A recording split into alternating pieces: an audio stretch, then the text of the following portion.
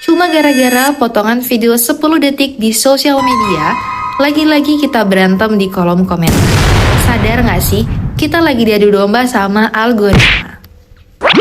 Assalamualaikum warahmatullahi wabarakatuh. Shalom, Om Swastiastu, Namo Buddhaya, salam kebajikan dan salam sejahtera bagi kita semua. Perkenalkan, saya Islamia Sulaiman, ASN dosen dari UIN Alauddin Makassar. Sekarang kita memasuki era jempol beracun, di mana netizen atau kita kebanyakan sangat mudah mengetik sesuatu yang memicu perdebatan di sosial media.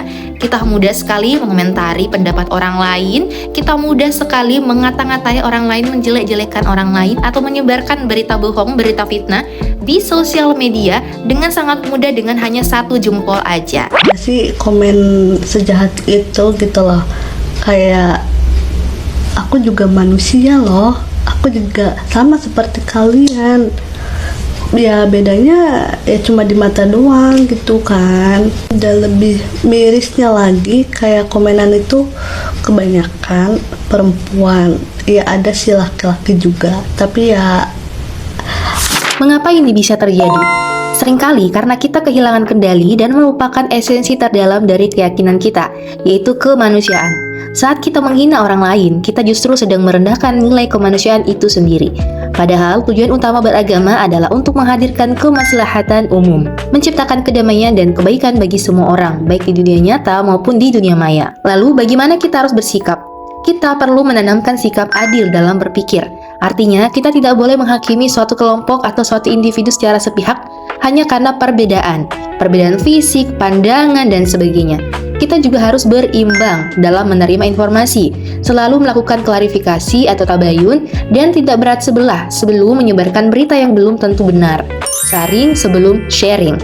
Jangan sampai jemari kita menjadi alat penyebar kebencian hanya karena kita enggan melihat dari berbagai sudut pandang.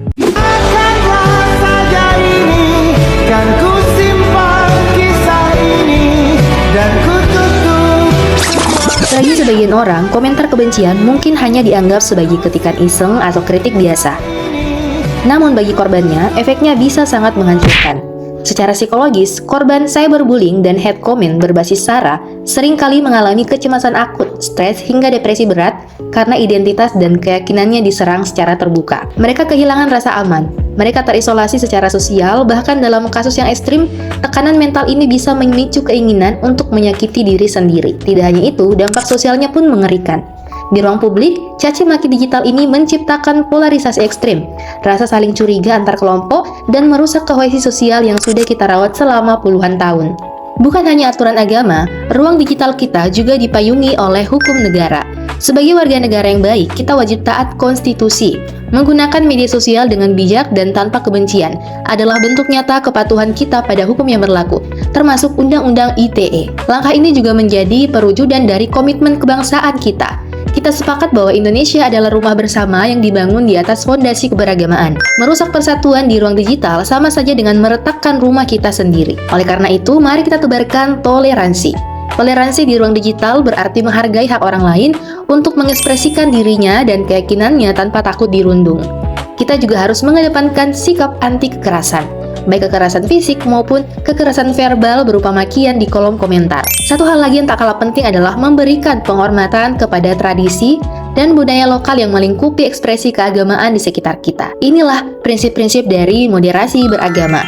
Mari kita jadikan akun media sosial kita sebagai mimbar yang menyejukkan. Stop hate comment, stop cyberbullying. Mari kita praktikkan moderasi beragama demi ruang digital yang sehat dan Indonesia yang damai. Keberagaman di media sosial adalah pelangi.